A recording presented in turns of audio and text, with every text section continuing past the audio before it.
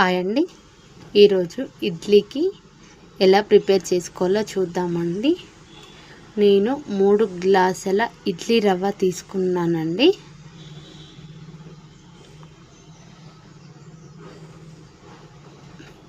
ఒక గిన్నెలో వేసుకోవాలండి.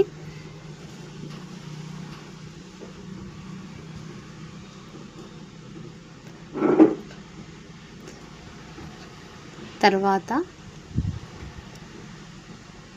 3/4 కప్పు మినపప్పు తీసుకున్నానండి.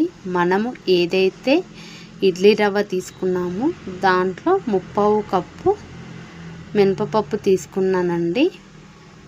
ఇవి వాటర్ పోసుకొని పక్కకు పెట్టుకోవాలండి. అప్పుడే కడగకుండా వాటర్ పోసి పక్కకు పెట్టుకొని మనము మిక్సీ పట్టేటప్పుడు కడుక్కోవాలండి. ఎందుకంటే తొందరగా నానుతుంది ఇడ్లీ పిండి, మన చేతులు పెడితే నానదు.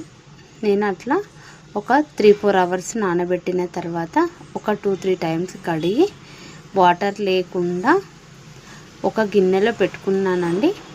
అలాగే మినపప్పు కూడా ఒక 2-3 టైమ్స్ వాటర్ పోసి కడిగిన తర్వాత మిక్సీ జార్లో వేసుకొని మిక్సీ పట్టుకోవాలండి. కొంచెం వాటర్ కొన్ని పోసుకొని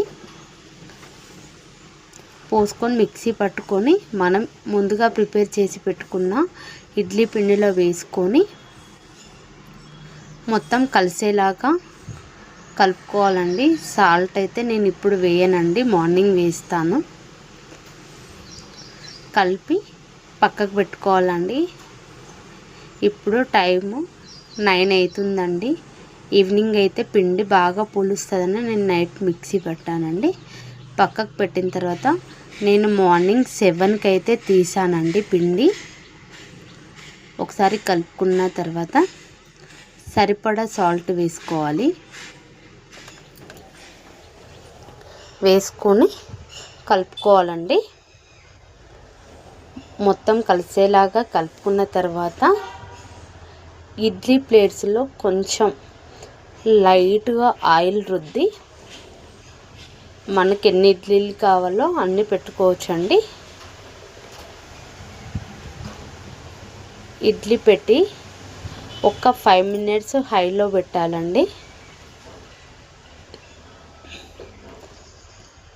తర్వాత తీస్తే రెడీ అండి. చాలా క్రిస్పీగా వస్తాయండి. చూడండి ఎంత స్పాంజీ లాగా ఉన్నాయో. Please like